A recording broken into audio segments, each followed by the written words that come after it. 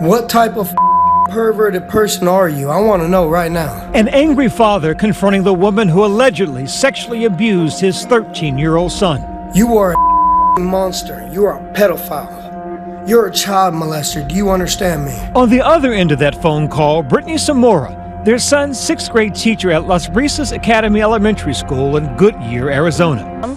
In tonight's top story, a judge issues a felony warrant for an Arkansas teacher accused of having sex with a student. Bryce McKeon reports. Jess, that a local teacher is accused of having sex with a teen. At the same time, you've also got to look at both sides. Did it really happen?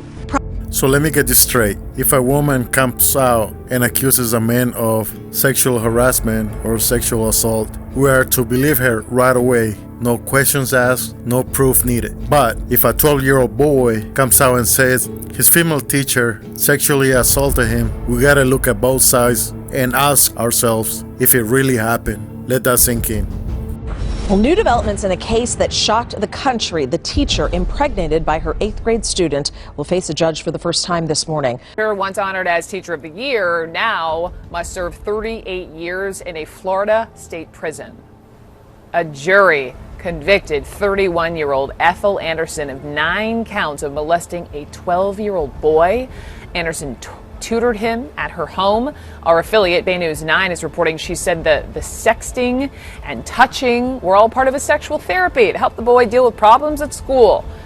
And News 8 has been keeping a close eye on all these cases where teachers have been accused of sexually assaulting a minor. To date, in 2015 alone, we've counted at least 6 teachers arrested here in Connecticut.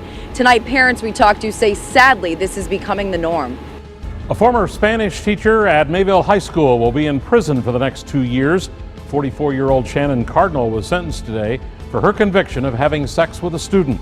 We're still processing Alexandria Vera to go to jail. She was sentenced to 10 years, and the judge said that she might make parole in half of that time. But for the past 20 years, these female teachers have been raping little boys at schools, right? And eventually, because of technology and social media, they've been getting exposed, which is not good for the feminist movement. Because remember, the feminists preach that men are the aggressors. Women cannot rape or commit any crimes. So everything's going on. These teachers are raping little boys. They're going to jail. They're getting exposed. All of a sudden, something happened. Politicians started proposing bills to reduce women's sentencing considerably or to avoid sending women to prison at all for anything. All this because of these female teachers going to jail. But of course, this didn't work. So what to do next? Well, now what they're gonna start doing is grooming the children at the school level. In California, they have the California Framework, which is disgusting.